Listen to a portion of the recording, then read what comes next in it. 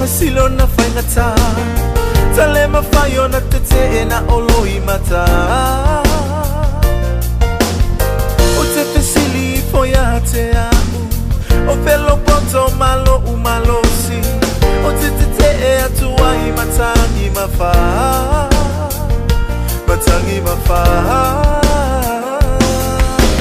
so se mea etele mafai lo le manto nu sau le vai o wale popole na ya fetala o to uma wetinga ina o mai o a umpe malono ai le alilo matai se te sili solo itangata o fea e so daddy mama aule au na le tu olo tawalanga oile tu ai po wai tamai po au elefa apongai uasili leo ti e mapuai oi se tali mai o se mea etele mafai lo le manto nu sau le vai o le popole na ya fetala o to uma wetina ina o mai o a ube malono ai le alilo matai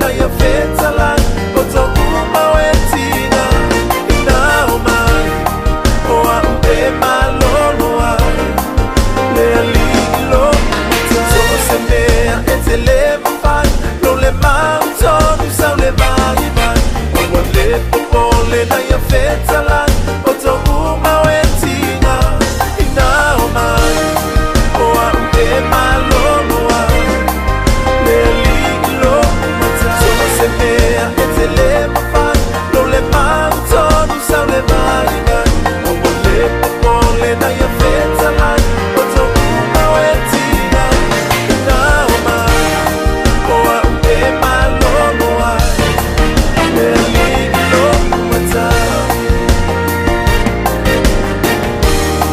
o a umpe malono ai le alilo matai. Hallelujah. Amen. Praise the Lord. Praise the Lord. Hallelujah. Thank you, Hallelujah. Jesus. Hallelujah. Hallelujah. Oh, Amen. hallelujah. E to yo foma falofa ma fatalo fatu tato ainga ni vai ngale fiafi e sema na yo fatu nga. So le ol kwa mai. So ko siva ko ka. O ya no e ko kangi. Ele mai o pese mai o to mo e ma fatia ma tinga ina. Fa mai o to mai la o e malolo i to.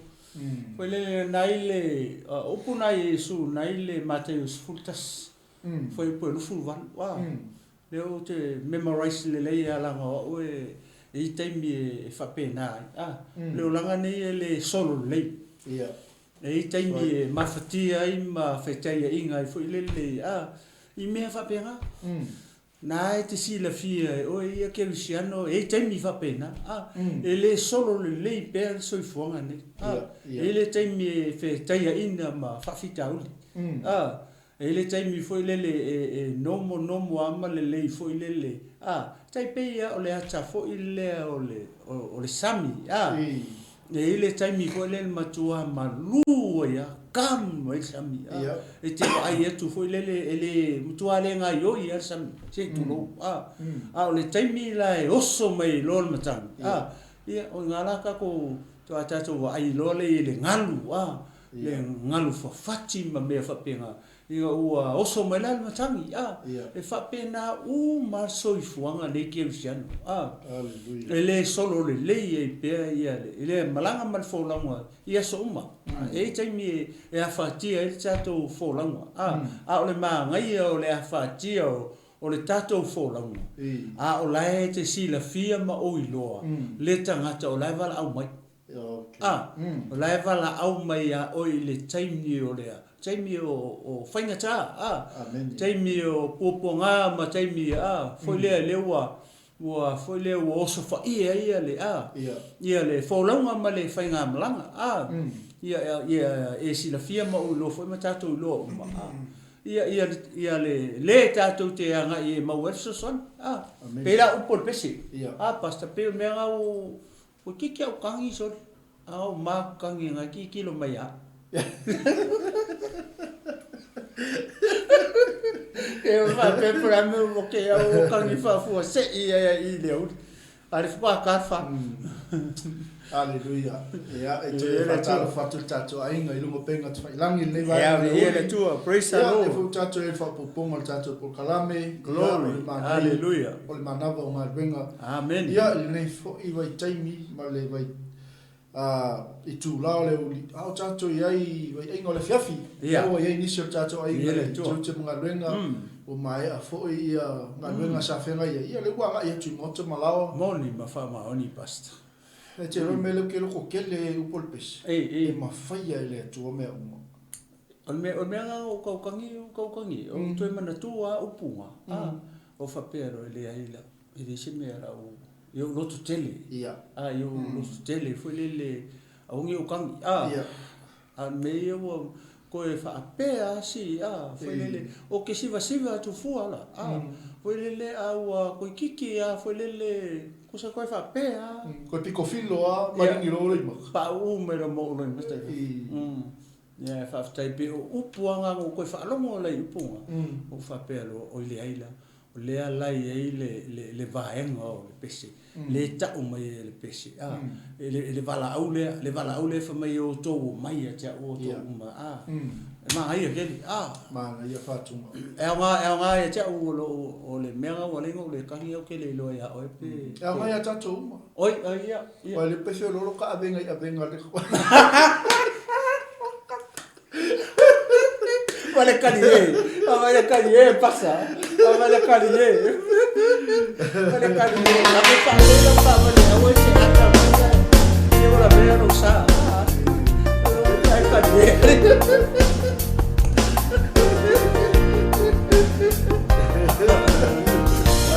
Ame vale no chavali. Ahora no lo akalo. Alusa Tale mafayo na tete na olo imata. O te pesili foya te amu. O pelo poto malo umalosi. O te tete e atua imata ni mafa. Te e matangi mafa. So se mea e te le mafai. Lo le mauto nu sau le mai bai. O wale popole na ia feta lang. O to uma wetinga ina o mai. O a umpe malono ai. Le aligi lo matai. Se te sili solo i tangata. O fea e au so dedi mamama. Au le au na le atua lo tawalanga. Oi le tuai po wai tamai. Po au elefa apongai. Ua sili le oti e mapuai. Oi se tali mai. No se mea e te le mawhai. Lo le mauto nu sau le mai vai. O le popole na ia feta lai. O to uma wetina ina o mai. O au e malono ai. Le aligi lo matai. Aleluia. Alo fatu tato ai mai vai mai uli. Si avao sa peti pule. Ya si matoi nei ya pistam. Vale me llama. Se mea e te le mawhai. Lo le mauto nu sau le mai vai. O le popole na ia feta lai. O to uma wetina ina o mai. O a umpe malono ai. Le aligi lo matai. Se mea e te le mawhai. Lo le mauto nu sau le mai vai. O le popole na ia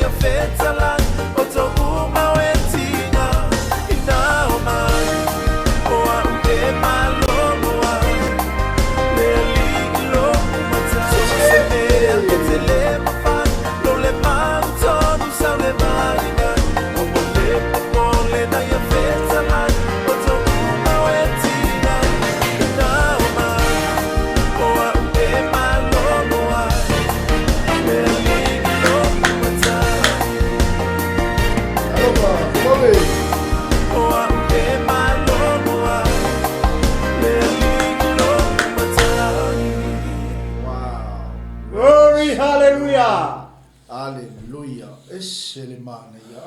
Wow. Le mana ia o whātunga ni wa ingo le fiafi ia. Ia, pesi sori. Tai al pesi ua, e mo ia ua o tia, foi lele ia, pe au... O te kangi. Le ia, pe au mawhawhau te foi lele lo o langa, e leo se o langa LELEI lo o langa. O se o langa foi le matanga. Ngā unofo la mo mawhawhau lele, o te whaonga ina upo le pese ia uai, o te le whai atu fua i sesi, ia po lau sunga foi, o kau au ia whaonga upo le pese ia u leanga e matanga leo langa sa uola mai, o te whawhitai la, ina ua wala au mai la ia Iesu po le atua ia te au. Ngō kalia la, le lo sau ai la, tai pe fo nei aso. Ia ua uloa o tangata sana, o uloa o le tangata leanga. Makaukia le olanga sa ola mai e le telefia wha matala ina. Amen. Ia pe o tūlanga nā o mawhawhau la le pese. Foi lele pe... Tia alo roto a. Eo, ma ko iaki pe o se fatu, foi lele o tuturau. O foi lele o tu o se au. Ai le se pen.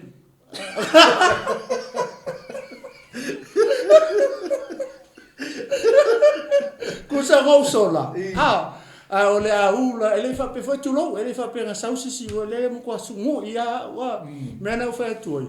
Ele o se pelu la le tulo fatu. O le au. O kama foi le fa mau. Le ala na usola, o le aula, ia o le au le tu.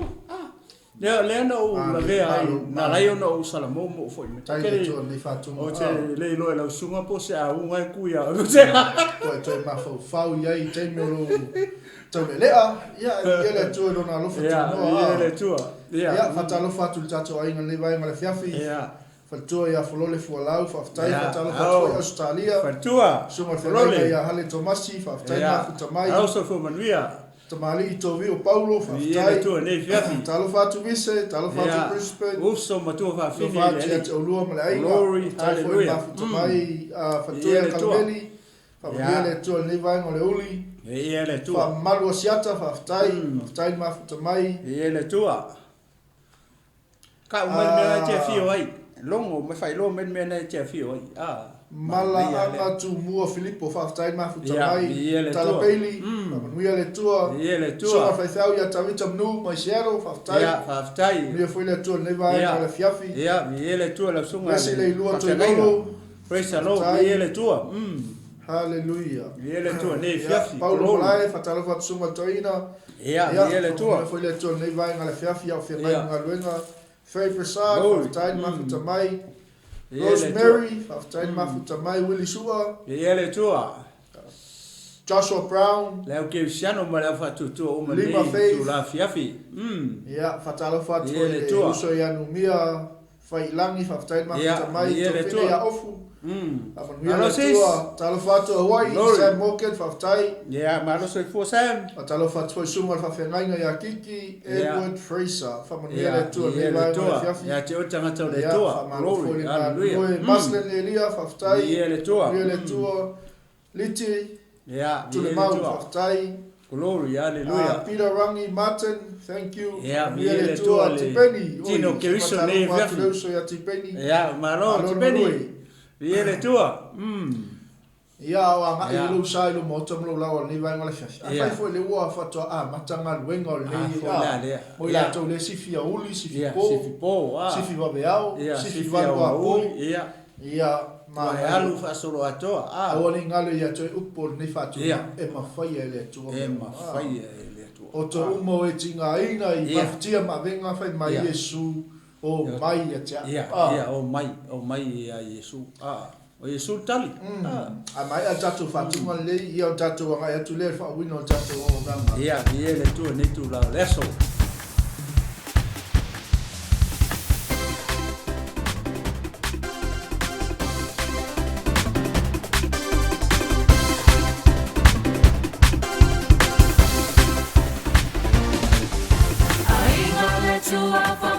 Mai, pa foi vinga male fate tai, ia o leona mea uma. Tu esse meu mai te vai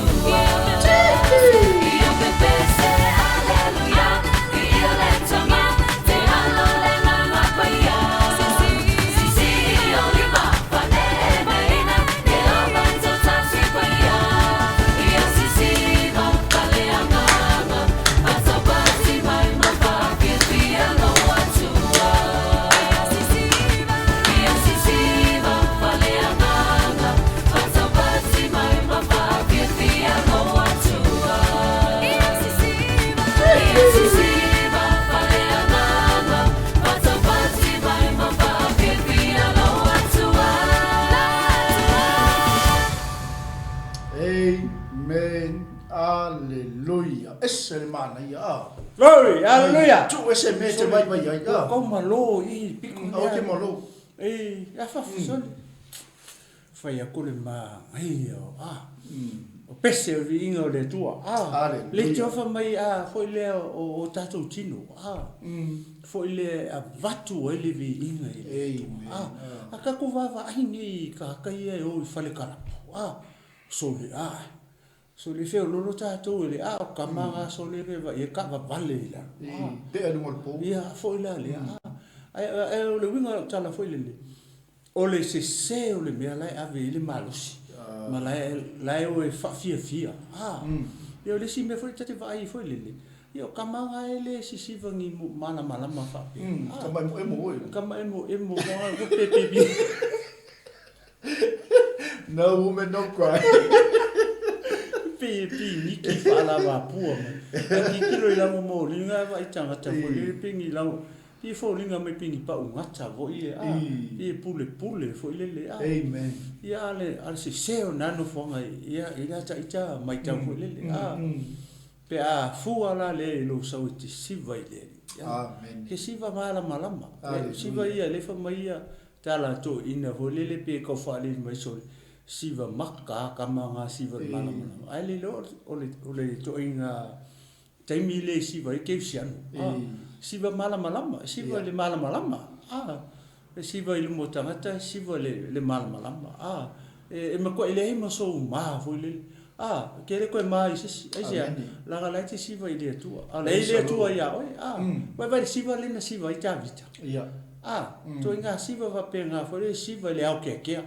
Siva ile oli. Le va ai tu la ia fo le participa. O mo ko ese leva I fa tino. Le siva le kamalo, ele o siva skaka. O le fa mai fa finge, se va ai mo ko ula vale ke. Le ko ki atu lo, le ko ki e ke le mo I lumo finge ru. Ala tsali le tamalo. Ke le fa fi in tangata. La te fa fi I lo tu. I fa pena le taimi ma le siva le ke usiano ma le tangata fa tu. Le ke le o siva I sesi. Ola ke siva le tu. O le patle ala worship. O le si. Pela o pol pesi. Ia.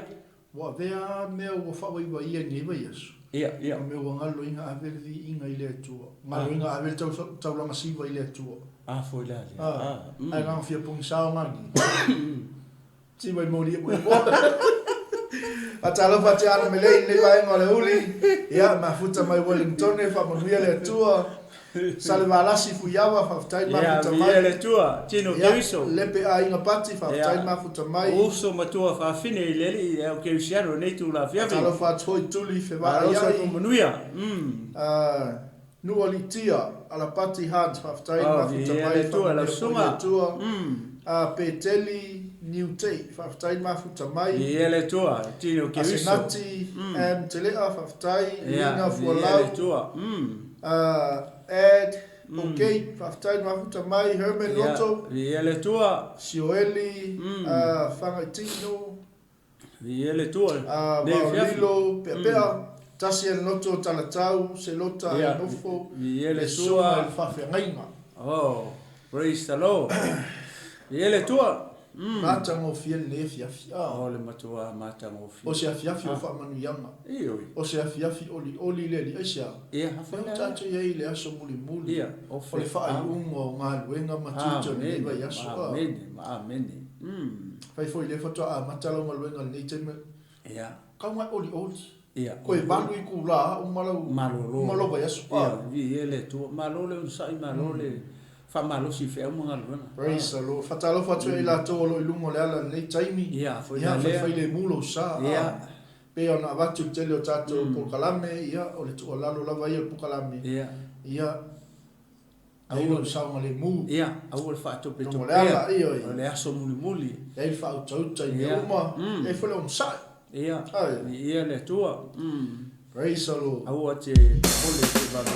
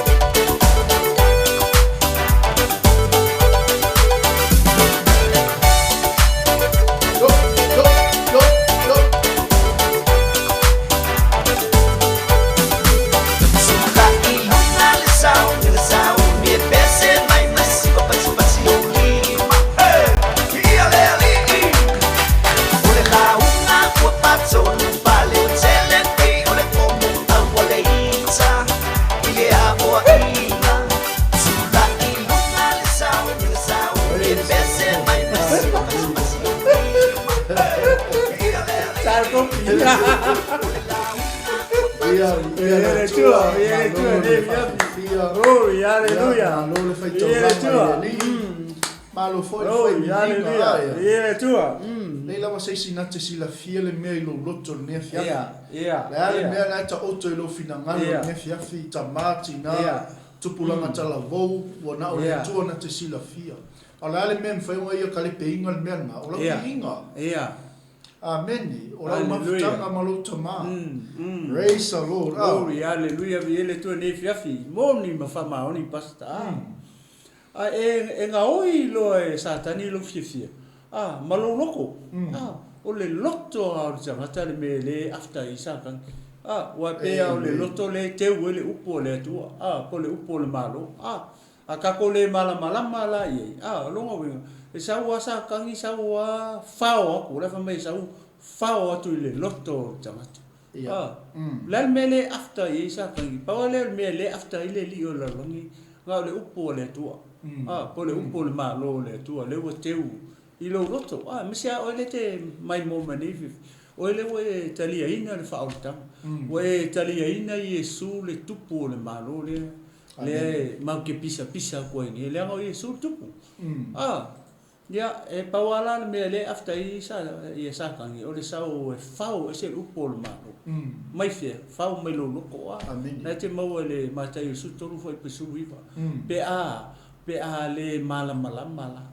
Ai leo la ngona ila wa ulea faitau ya nga wa uleo te faitau la nga lupunga e fa nga mai ole la ngona ai faitau fa petani ole understanding po le understand pa le malama ele upo le malo fele ke woi ole ke ile loto tangata ole ke mai mo mai ma u fo ka le malama lo e sa mai sa kangi fa mai inga Iwinga taimi ai whao ele upo le malo mai lo loto ma ufo I loko.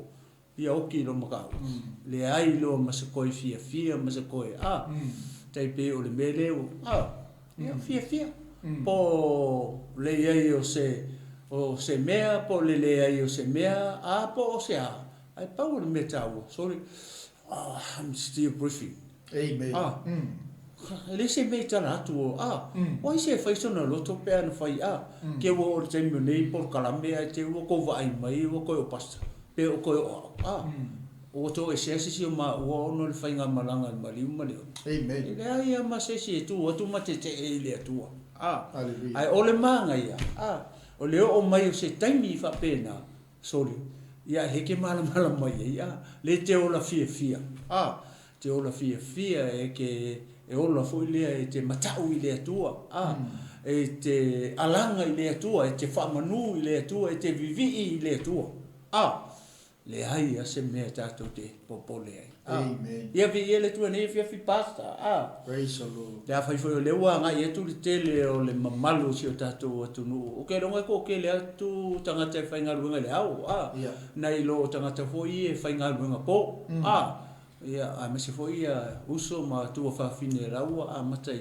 tono fai nga luenga nei tai ia vai fa le saunga le mu fai fa le nga luenga o e ke fai me ika fia wa fia ele ngata ona le leinga fa ki ngor nga luenga ia o lo va fu malisi o uso tangata le ke lo fai nga luenga mai va veanga umar kai Amen. ai ke fai me ika lo mai ika o fie mai fa li mai ia fai ate wa ela ve ai ela ve se la se me po se masingi po la se me te onga mafu mai le alanga lai tupu me nga o lika ma lo le lo te fa ma nga lo le se uso fai nga luenga le o tafa le nga ngi fa tuanga mana e te fa ta ti atu o tafa pe o foi pule la mo ko ka vali o mo le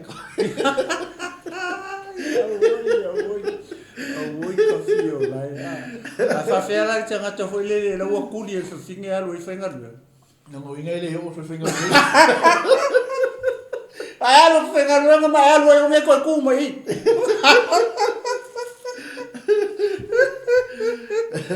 se vai nga kongia nga fia le no se mea Fed mele ke over. ia fa me ke kai of ke of lo malo se ke over ale me o ki lo ko lo pesi di pie le fai kau ki ga pesi di pie kama lo le fai nga ruenga nga le over ele lo fai kau pesi di pie Ole tu party na. Awangi ka alo ka ko. Awangi ka alo ka ko tu party na. Awa ko ke ka alo le fautua. Ole ua ole ainga sei tu lo. No over e sa mer pesi di piki kilo ku ngotina.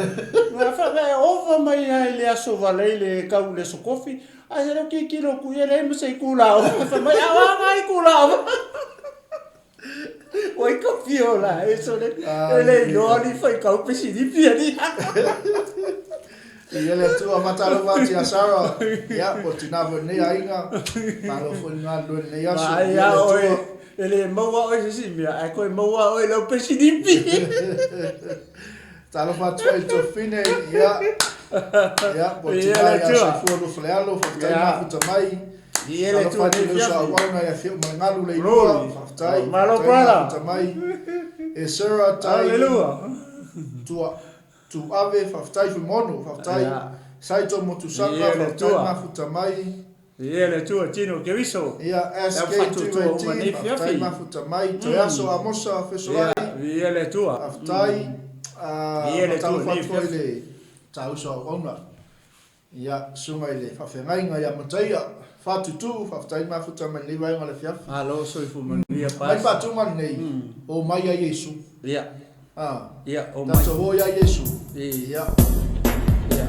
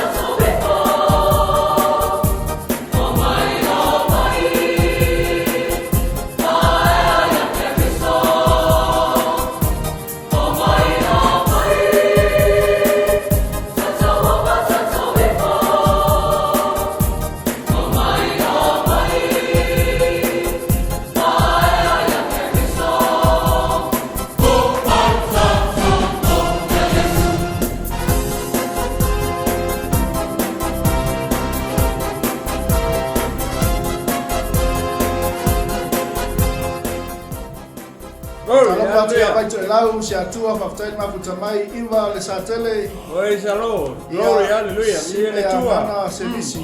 Ia fatalo patoi fatoi fafawina viele tua. Yeah, viele tua. Glory, hallelujah.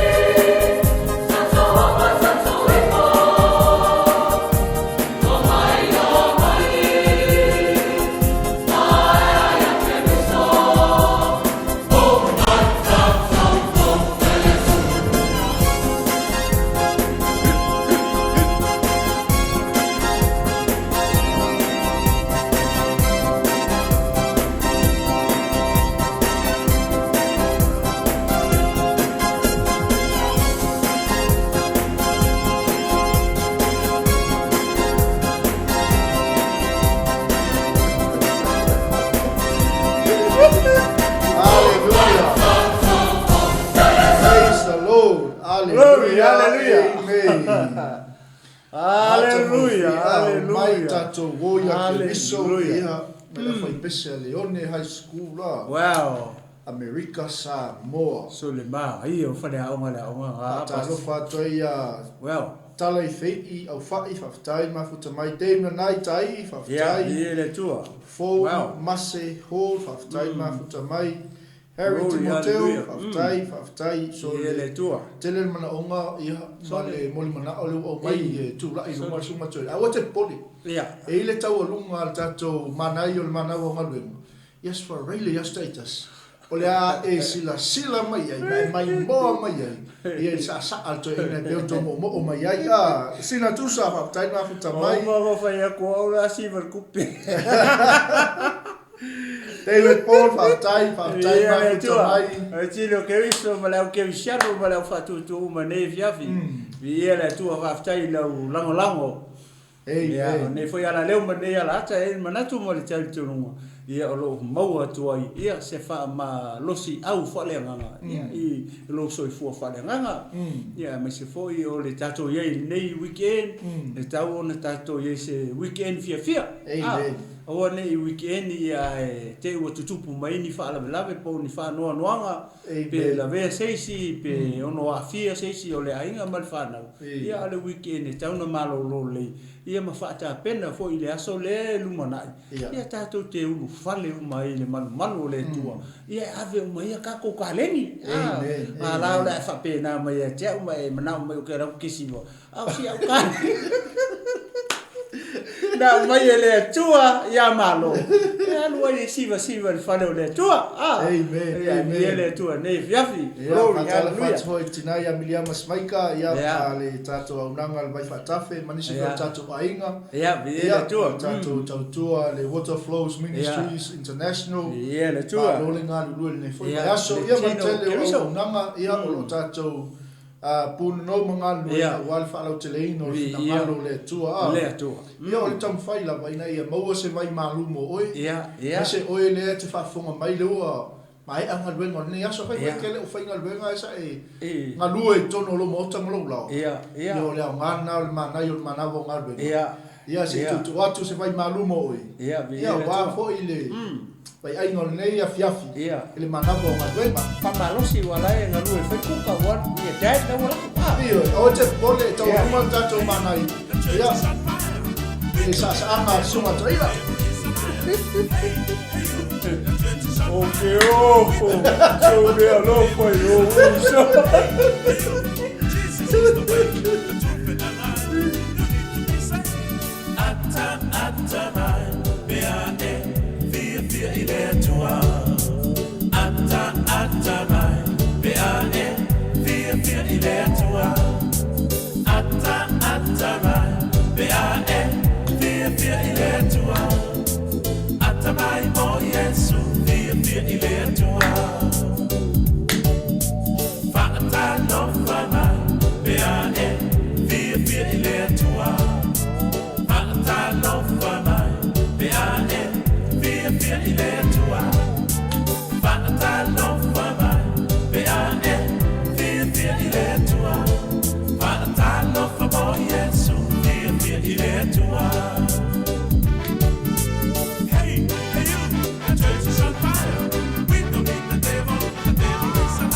Ayo si vai malama ayo.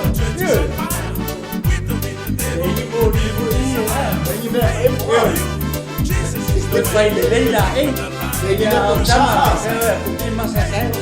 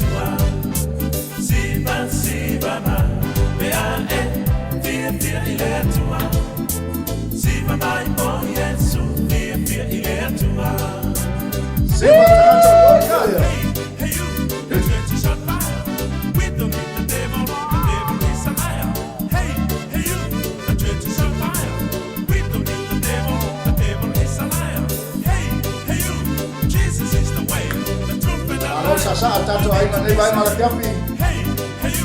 Ya tamina lo loto wa tato manai manavo maluenga. Oso ya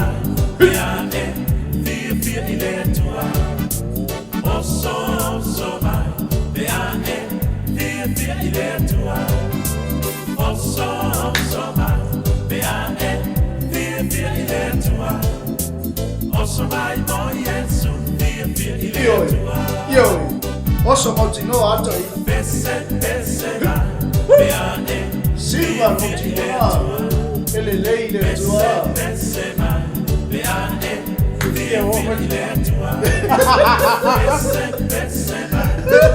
Para tua pese. Te vai ser macho tu malo. Awele tu fa ko fea oye. Era wo matufa. Alô, passa pela, sepa, tá aí muito mais. Alô, passa aí a molia se Yuli, tá aí. Thank you, Jesus. Alô, passa suma le o ya fono mafiti. Praise the Lord. Tá aí mafuta mani vai ngole fiafi. Glory, hallelujah. Manguia le tua. Glory, hallelujah. Amen. Namula ulu, kelmete pali, faftai mafuta mai, Ipa Robertson, faftai fetu wao, tite, faftai mafuta mai. Glory, hallelujah. Praise the Lord. Moni mafa maoni, sao moto, sao noanga moto famtalanga. Ya, awa kwelwese, wale umalu wakulta walu. Ya, ya.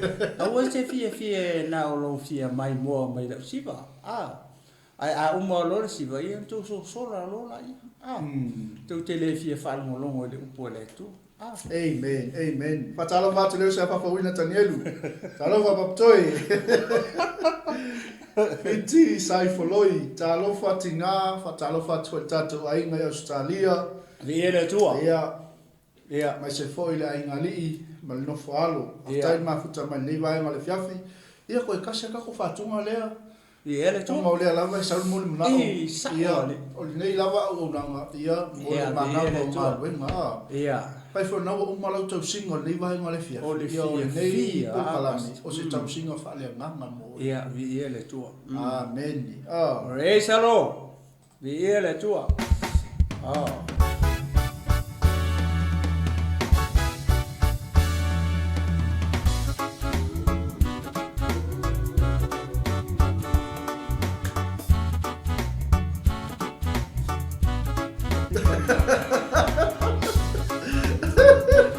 Malo fatua. Ai, ele ko kolo lu po i mo lau lau. Ele se po fakakia de po. Awa tu se pape na pio so. Sama to de tua.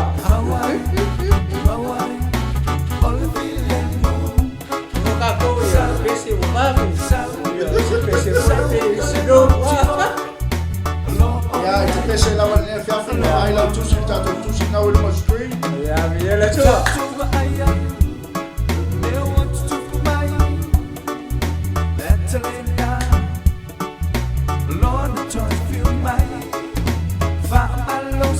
Joi, abesle gol, tanga. Ja, vi le tua. Maus tanga ta le fiafi lo for fenga wema.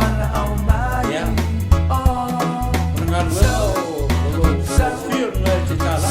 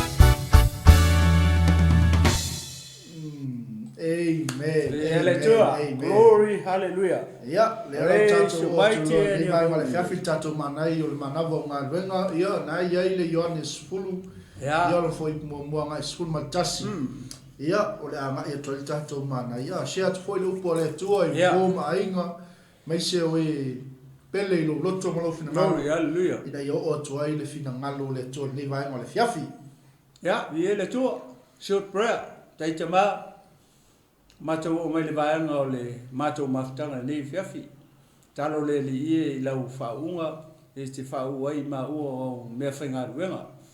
Talo foi lo nganga pa ia fio mai o nganga pa ia te fitalai. E mori o lau upui ai o finangano maloto. Mai se o lau e kālesia mo mautangata whiwhiria e nei fiafi. Ia whamalama ina pei mato uma e ala ina upo. A mata e lau fio, whai uina e lau fio. Foi atu le vi inga i lau fio. ono lo ngoi Yesu. Amen. Amen. Ia o nawa e tanga I fo ilunga. Nawa e tatou tusi tusi masani. O le tala foi o le tala masani. Pei ona mawhai atu I tele o taimi ma aso uma. O le toe wha manatu wina leo le upo le tua I lauso I fua. Mau ola. Le tino ke wiso le au whaatua tua le au paia. O uso matua whaafine I le li. Male au pele. Wo o le taimi e toe wha manatu watua I le upo le tua ia o le uso le tu fine I le li. Matato uma. O le tau longo ina leo o lo tatou whaatua tua. E tau longo ina leo lo tatou whaatua tua. E ala le upo le tua. E leo se upo sesi. E leo se upo ne platform. Ma le ne ala leo ma le ne ala ata. O le upo o le tua. Moka ko uma. Amen. Hallelujah. Wo ola I le taimi. E toi wha manatu mai e pea le upo le tua. Mo oe ma o mai tatou. Ono o leo tatou iai. I le taimi wa tatou wa ai I whailonga ma me I o tutupu I le taimi nei wa tatou iai. Le te leo le swinga leo iai le raurangi. Tatou te loa ia tunu. Ma mea I o amata ona mono mai tonu e malo. Ne wa tupu nei e tunu. Leo amata ona ngai atu si o tatou atunu pele o Samoa. Taipei o le mea fui leo le o ngali tutusa. O tūlanga whapena. O amata na tatala ia e toa I ngā mea whapena. Ia e o atu I sio tatou atunu pele o Samoa. Ma le tele o nisi o mea le mwhai ona ma wha malau ina atu. A leo tatou wa ai ei. Leo amata ona au mai to tonu o aonga. Au mai to tonu o aonga mea whapena. Fo I lea e pe o leo atake de mai e mea ia I whanau laiti. Nia whaso solo mai na a fia tua I mamatua ia. O lea ngala o le whaitau leo le ama whaso atu. Ia o se upo e toi whamanatu. Whamanatu atua ia oe maa uma I tatou uma. Ia le taimi neu a tatou ia. O le taimi neu a tatou ia. Leo a tatou le taimi fo le tatou te whamaitau te mataala. Mataala, matatalo. Whai lau whai unga tonu. Whai lau whai unga sao. E misia oe le matua. Le tamā, le tina. O matu o le ainga. Pea o te mama le tina o la ua ia. Fo leo le whamoemoenga leo se ainga. Awa a le lei lungo le teita inga o le ainga. Le ulu ma le tina. O le a whawhaingo fie fo I alo ma whanau. O na whaalongo ia ma solo lei. Ma le lei e tatou fōlanga ma le tatou whainga malanga whaleanganga. Le anga o le tatou whainga malanga. E whaleanganga le tatou whainga malanga. Pei e le tatou malanga o le malanga a isara elu na watu ua I kupito e anga I mai le nuu fola. O le vaenga la na lena malanga mai fo I le wha le tino. Na o mai malanga whapena. O le tatou malanga le tau. O le fo I tau te malanga tatou le nuu fola ina. O le ale nuu fola ina le tau te malanga e. O le ola e whaavau. O le ola e whaavau. O inga e le malo le tua. E kauke o inga le tatou te turi nei. I tatou malanga fo le whale nganga. Mwhea lani me te alalai. I le tino nei. O tatou malanga e whale nganga tatou malanga. Ia tatou sila fia le leila mau tino fo e ma ue e nei fia. Ia le tatou malanga. Lama whaitau atua ia. Whaavave fo I pui e sputa si lenga. Ia past. Ia ona whai atu lola I o le mawhasoa. Ia. E nau e tanga ia nei lunga whamai o lea. O le MAMOE. O le LEOLEO MAMOE lelei. Ia lela mawhaitau atua. Ia. E moni o te whai atu ia te otou. O lele ui atu I le whai tuto. I tutonu o loto a MAMOE. Ai alua I se tasi mea. O le ngaui lea male whau mea. O leo I atu I le whai toto o le LEOLEO MAMOE lava lea. E tō mai ia te ia le pui le LEOLEO whai totoa. E whaalongo foi MAMOE I lona leo. E wala au e ia na lava MAMOE o lātou ingoa.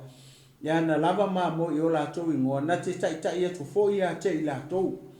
Pe atu ina atu e ia na lava MAMOE. E momo atu iai Iai, ona mulimuli atu ai lea o MAMOE ia te ia, awa wala tau I loa, lona leo, a o le, ai le mulimuli atu I la tau I se tangata ese, ai solo ese ia te ia, awa la tau te le loa, le leo o tangata ese. O fetala etu Yesu ia te I la tau le na fata oto, ai le ila ngona I la tau mea uma ia, na ia fetala ia tu wai ia te I la tau. O na toe fetala ia tu leo Yesu ia te I la tau. E moni, o te whai atu ia te oto, o au nei o le whai totoa o MAMOE. O I la tau uma na mua ia te o ngā oi I la tau ma whau mea, ai le whaalongo MAMOE ia te I la tau. O au nei o le whai totoa, a whai au I maise tasi ia te au, e wha ola ina ia. E alu atu mauru fafo, e maua fo ia le mea e ai. O le ngaoi e leise mea, se tasi mea e sauai, na ona ia ngaoi, ma fasi, ma faa umatia. Ua o sau ina ia lato maua leola, ia maua atili ai lava. O au, le leo MAMOE LELEI, e tu atu e le leo MAMOE LELEI, o lona ola e sui ai MAMOE. Leo e faa longo ye. O le tala lea, o le tala fata oto. Amen. Parable means earthly stories, but heavenly meaning. Leo oto e tau atu foi. Leo winga o le upu lea fata oto. O le fata oto, o tala faa le lalo langi, po o tala o le tino le nei. A o lona winga, e o le winga faa le langi. Earthly stories, but heavenly meaning. Lea lawa e, o le tala fata oto po. O lona winga, o fetalainga Yesu, le saunoa Yesu I le peona tusi mai IOANE. O tala faa le lalo langi. O lona winga, o le winga faa le langi. Lea la matua I manino le lei mai I pa tato vava ai. Ai vava ai foi lei, le amata mai famai. Famai le amata ina o le fai tau.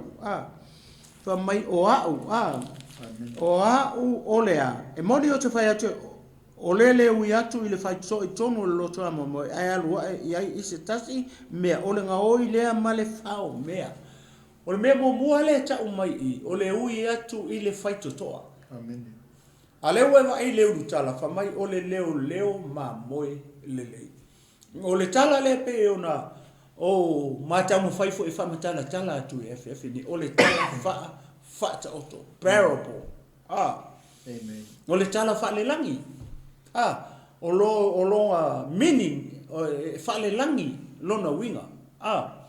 Now lea lau e wa ai lelei. Tato whaitau mata lelei I le tusu singa ale. IOANE. E lua me le tau e su whata tau e ia. O le whaitu toa. Ma le leo MAMOE LELEI. A tato wawa ai la I foi le fama. Ai se ui atu se mea ai le ui atu le whai toto ai le ngatu tonu. O lona winga, o le ngaoi mea nga. E atangia mai I, o le loto a MAMOE, e kasi a whai koa. E le ai ase se whai koa. O ai le whai toto a lea, o Yesu. A le whai mai I peo na wha uma I e whai po Yesu, ta si whai mai Yesu, o nei o le leo MAMOE. A le amata mai, o le e atangia mai, o ia foi o le whaito. O ia o le whaito toa o le loto a MAMOE. O ia foi o le leo MAMOE LELEI. O lona winga, o le whaito toa, ma le leo, e ku le me kasi. E I le whaito toa, e I foi le leo MAMOE LELEI. O I le awala uma o MAMOE o atu ai tutonu. Ma toe o mai e whafu. A lefe mai. E le ui atu lai le whaitu toa lea. O longa winga e tau oe, o le ngaoi.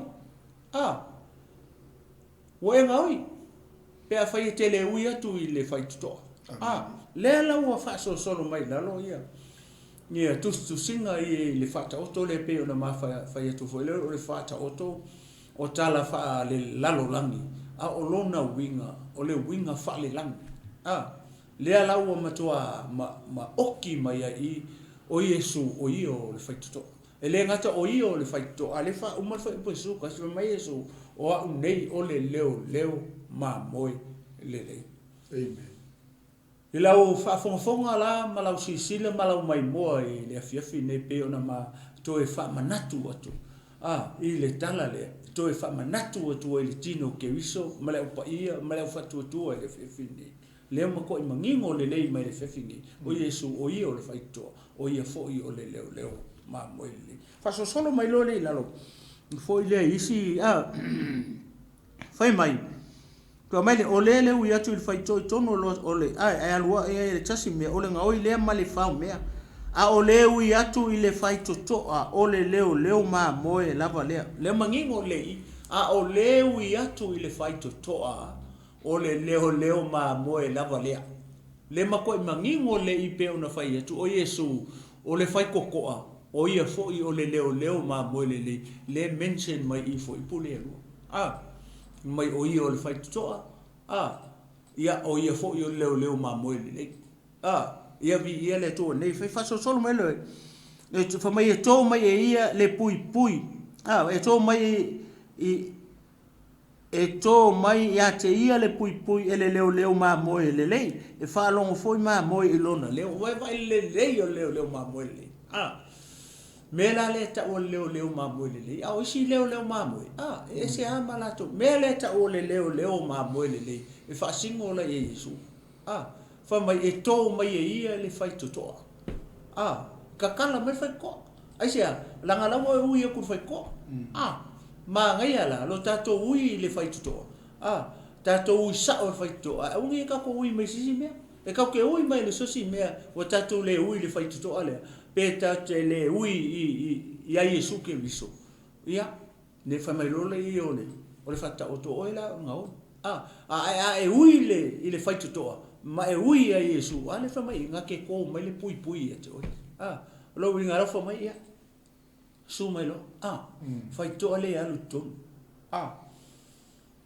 ole manga ia le ole vaenga le e fa alongo fo I MAMOE I lona leo e vala au e ia na lava MAMOE I ola to ingoa na te tai ia tu fo ia te I latu e kolu mele I e fa alongo fo I MAMOE I lona leo e fa alongo fo I MAMOE I lona leo o lona winga e loa mai MAMOE le leo e recognize mai MAMOE ia le leo MAMOE ma e renga mua le fai mai e loa mai MAMOE ai sia langa foi la ke lo le lato leo MAMOE o le meanga e vala au ko loa fa lo motu o le leo o Yesu o mai lo they recognize his voice la to te lo le leo o le lato matai ai ke oso mai la le si va nga le o le fa mai na te vala au wina foi I lato I o lato I ngoa o le lafu le pe fia afe le lafu le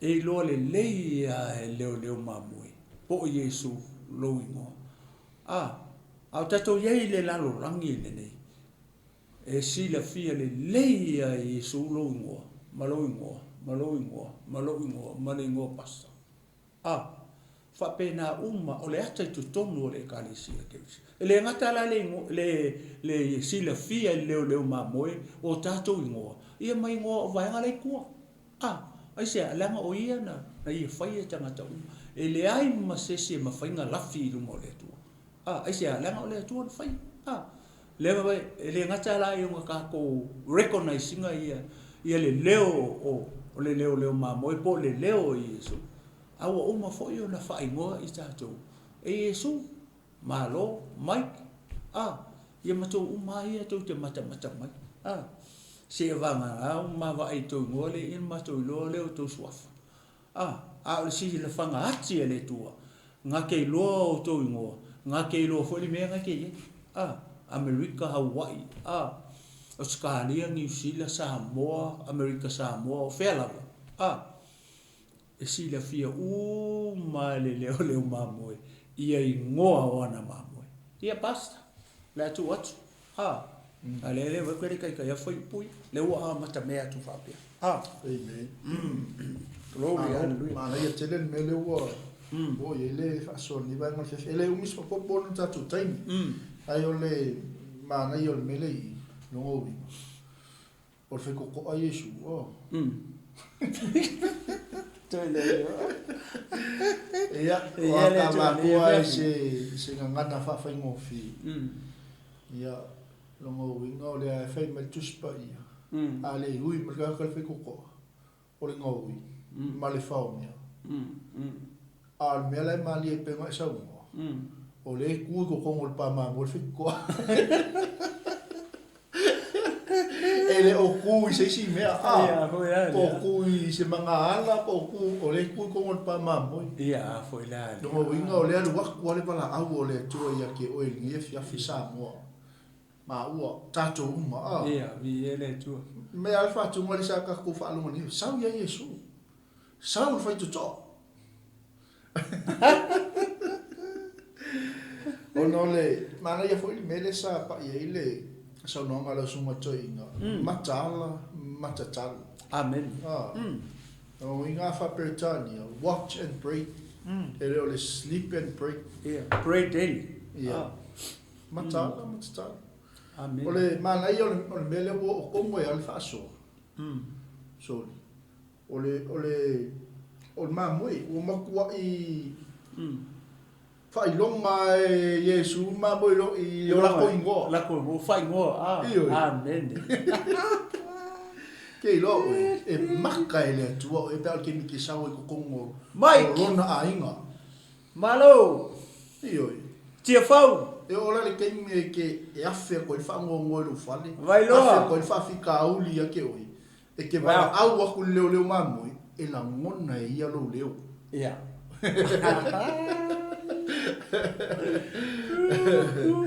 so ele o mai fuaka ko kongo le pa mamoi ia ke mi ke entra ko kongo pa mamoi e fa ai ngoa e leo mamoi anga mamoi amen ia a vola ke me se il mamoi ele kuri mo leo mamoi e alwa so e me mamoi le si ia foi ia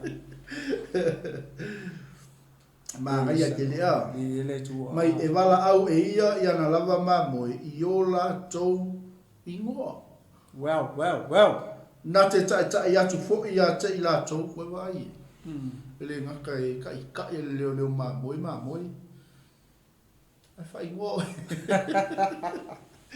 o ia fa tu to o le si me manga ia ia o ia fa tu to ia ele fa pe ka ki kami ai o me wala o le dia ia foi mal malinha o kolo I maka ia vi ele tu amen praise the Lord pasa mara ele o mele o taua le pule o le fai to ka ko ngofo ma ka kilo ele tala fa ta oto ele o fa me foi le unga ele ata ni ma ia kasi fai ko ele ia se fai ko e tasi ale fai to ale amen ia ma tasi le fai to tasi le ma moi pe foi le na e saungo ia o le tele o foi le o mafofongo ni stangata foi le ile awala e tatu te uia tu ai le ola fa vau ma le malo le tu ale mangingo fo ia kuskusinga IOANE ale I meta po sfufa foi po ono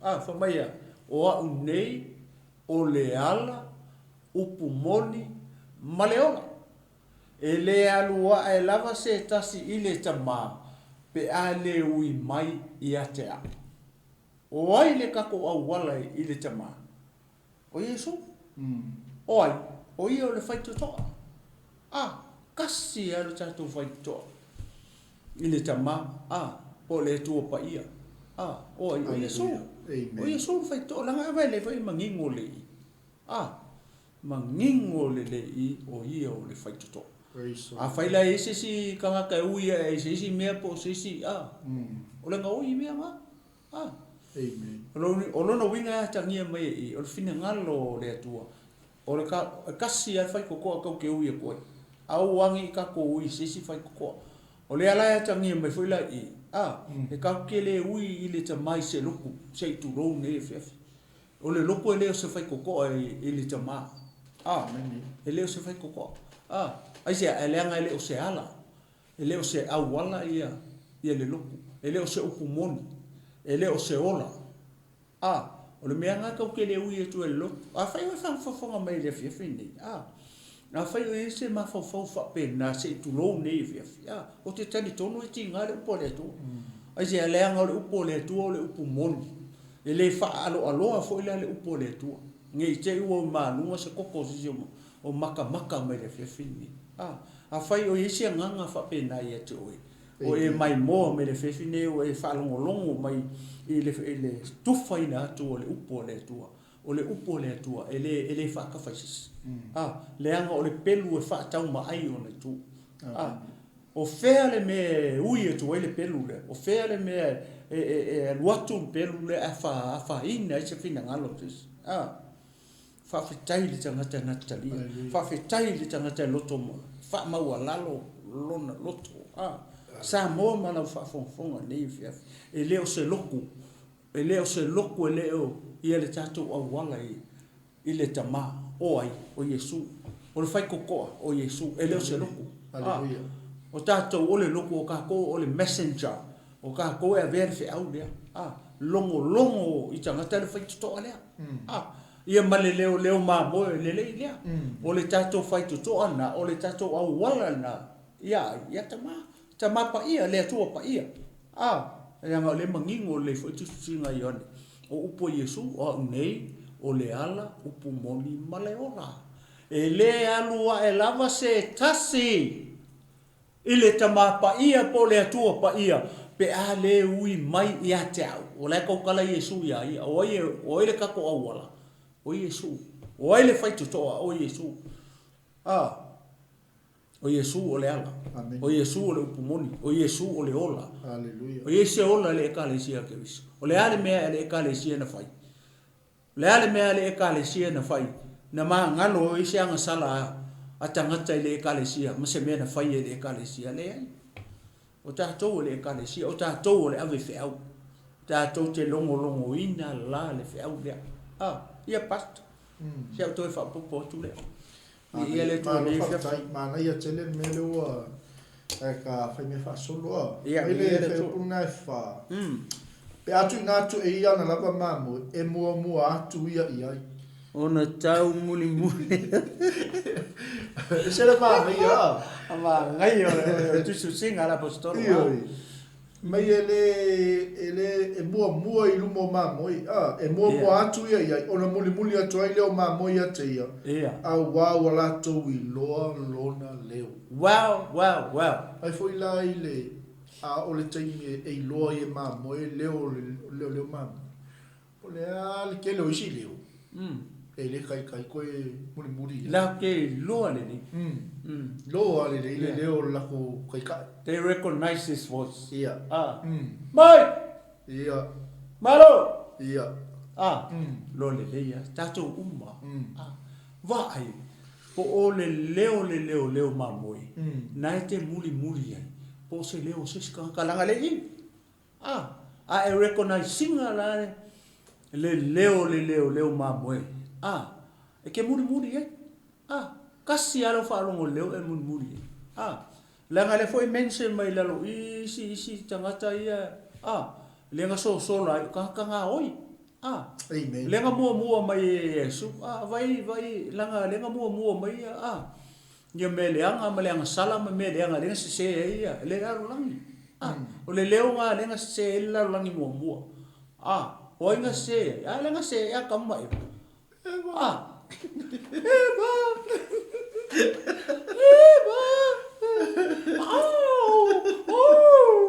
I drank it. Yeah, it looks so beautiful.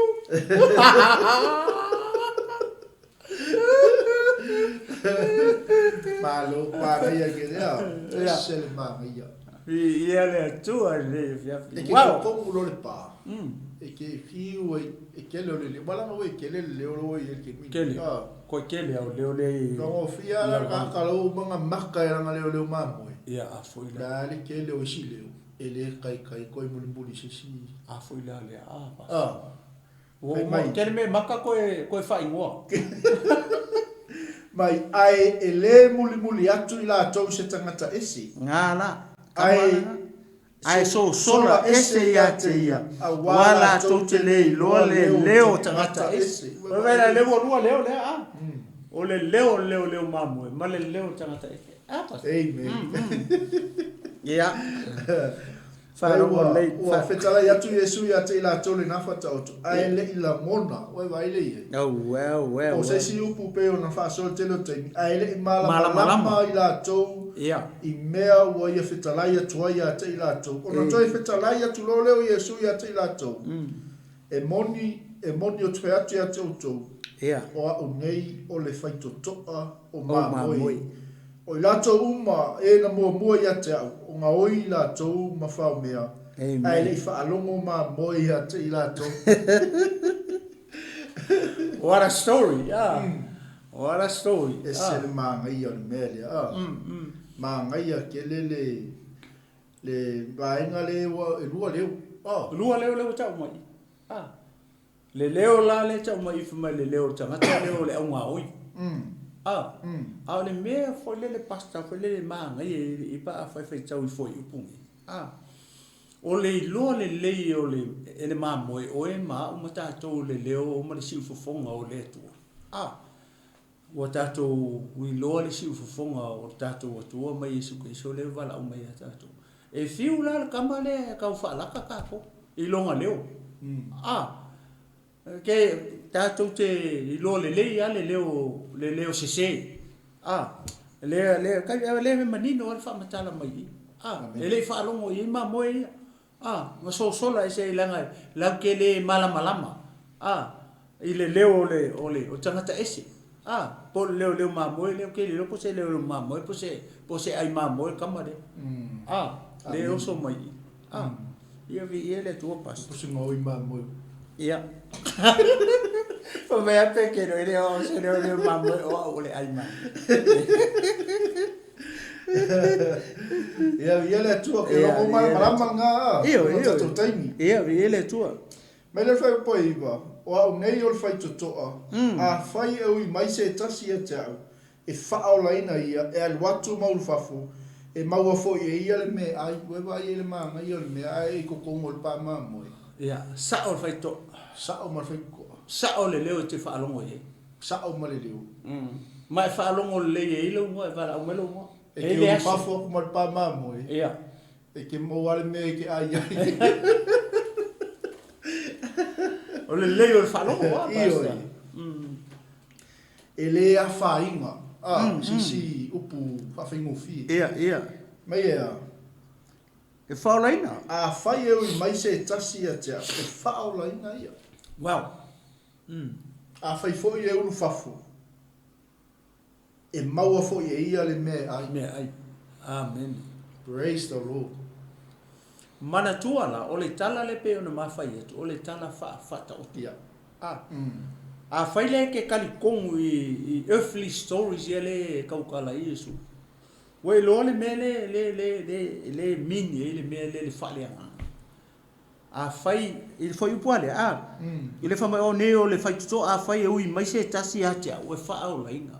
A whaile e te ui etu Yesu e kusama upu Yesu ngalma, ale leone su whafo I pue ono.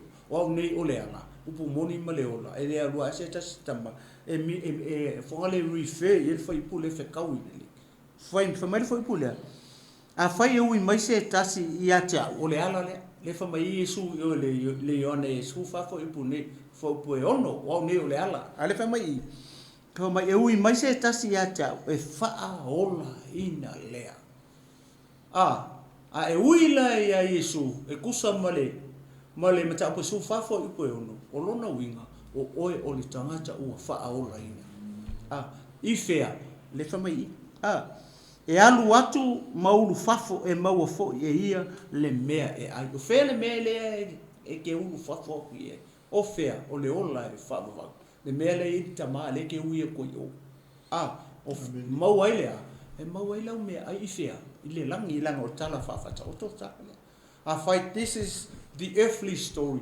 but heavenly meaning. O fele me le ke mo ele me ai dia. O fele me le o fa o la ina ai o le ke mai mo mai ma o le fa so. O le langi le ola fa ba i le malo o le atua. Praise the Lord, Pastor. Amen.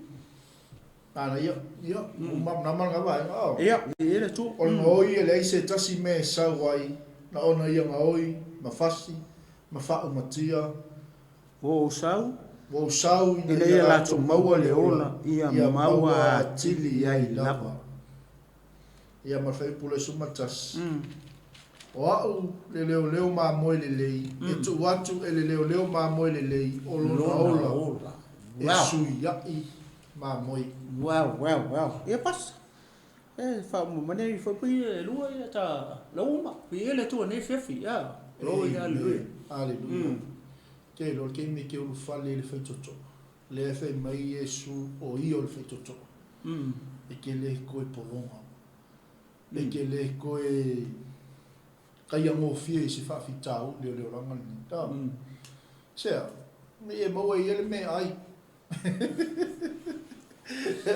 ale manuia o le ola e fa va e te ai I o le earthly story kai pe o po Yesu no fai ani ko te fa a fai ke le kari kongu I kala I fa fela nga kari kongu I meima that's it o kala fai Yesu ya ni ko te o earthly story but heavenly meaning nengo fa ka o ko tsa sai mesis o fea le o fa o la ina I tanga tele o le langi o fele wa e ai o langa o earthly story mele o fele wa e ai o fele wa fa o la ina o le langi amen le malo le tu le o la fa va praise the Lord e pas amen mai la yo Yesu o le ngoi ele ai se tasi me sa wa ina ona ia ngoi ele ngoi wow ko lu me nga fasi ma fa o matia ai lo lai o leo ma mo lei o I o faito wow o sauna ia lato maua le ola ia maua tili ai lava praise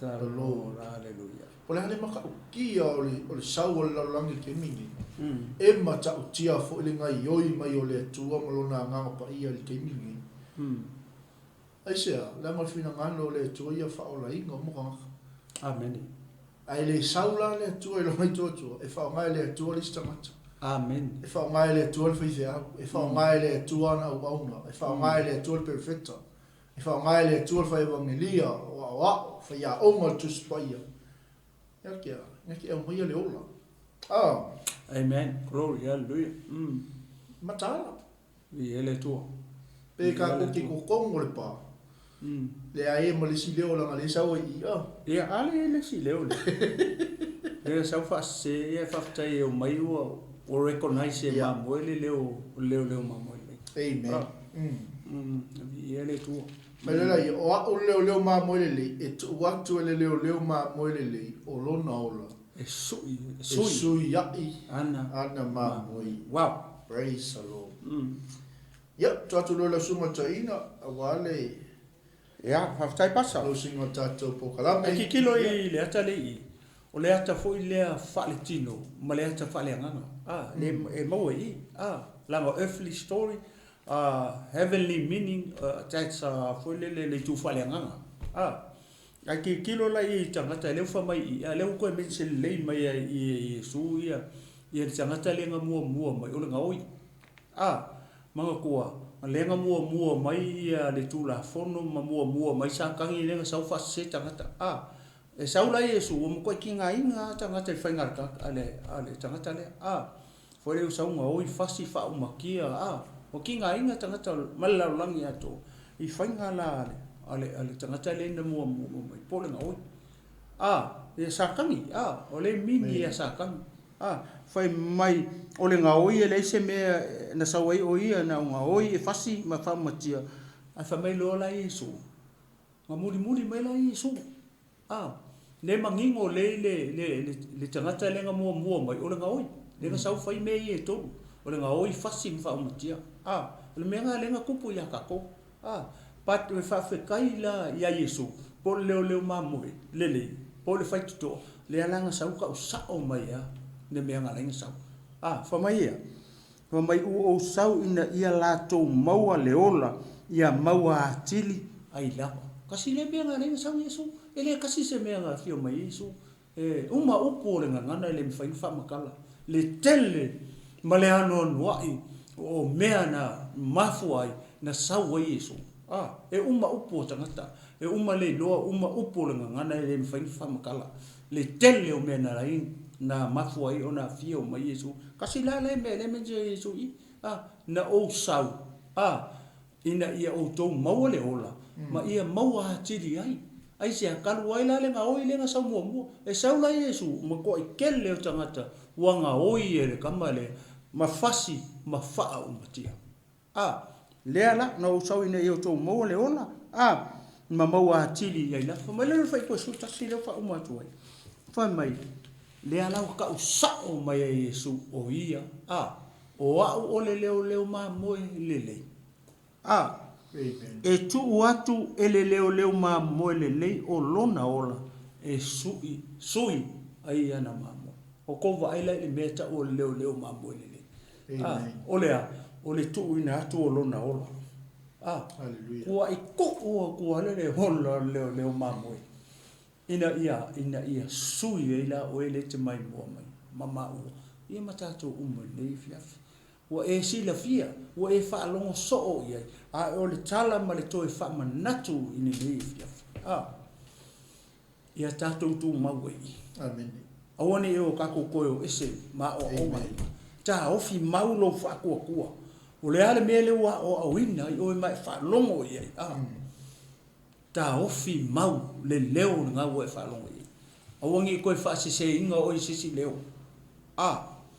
aisia leanga leo umonga fa ingoa o e leo MAMOE LELEI uma fa ingoa o Yesu ai le ngata ile o uma ona tu ina atu leo MAMOE LELEI Yesu ia lo wola ia matato ia pe o sto fa popo le pasta ne fia vi ele toa fa ato atu ele ngang pa ia nei mata au pe o to fina ngal maloto ia nei fia so fa so amen praise God ia o tato manai o manavo na wenga ia leo lo wina mo tato ne fiafi mo le atu le ngang fa tele i wo pa anga ia tato ainga o le Global Kingdom TV ia le tapo inga mas foi o talo ma le foi vai aso ia o fea ngai foi ia o una le tua ia malenga luenga folfola fa tai la auto talo fa tai la auto lango fa tai la auto tapo inga ia o manuia foi la o nanga le neva yaso fa tai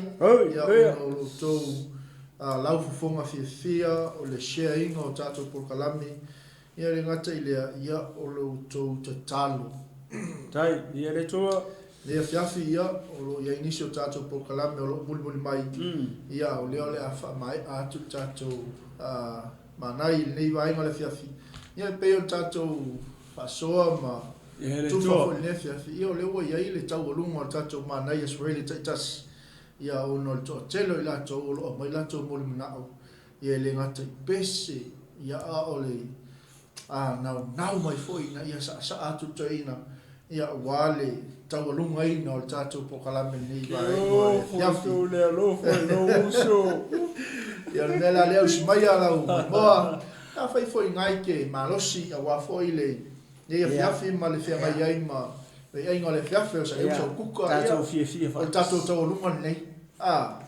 ai foi le tanga ia tu lunga le ala o tato tau lunga nei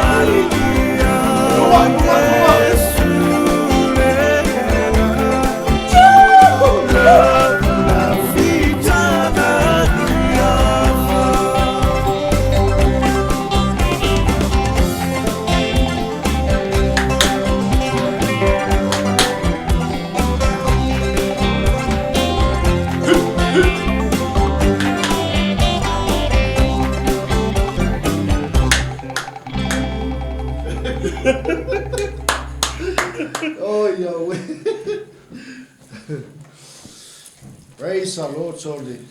Tenga ka mga unga ka kuwa inga ni. Ia le tua. Mai ko kasi space. Ia la wala o so chacho ku kala men. Ia pese mo na ole mo chacho. Ia wa chacho ku kala men. Le fiafi mo da to fa anga bo to umba.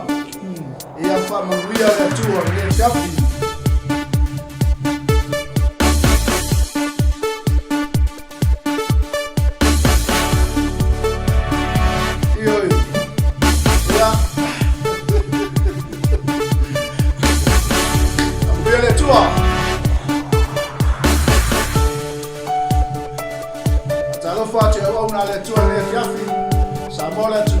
Tino Keriso, we are to a Leatinuu.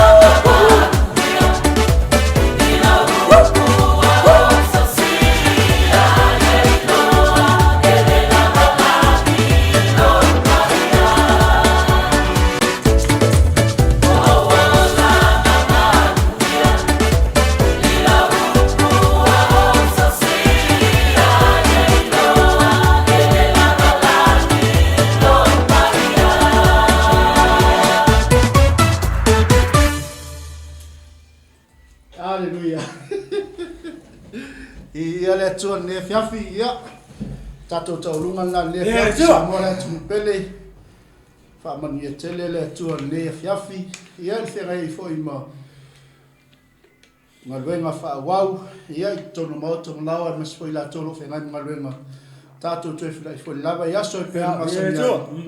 Aftai tele me tau nei. Ma le toina ia le tinu malo fulu. Ia ma ua te alofa tele mo tau. Ia ono swafa Yesu. Amen.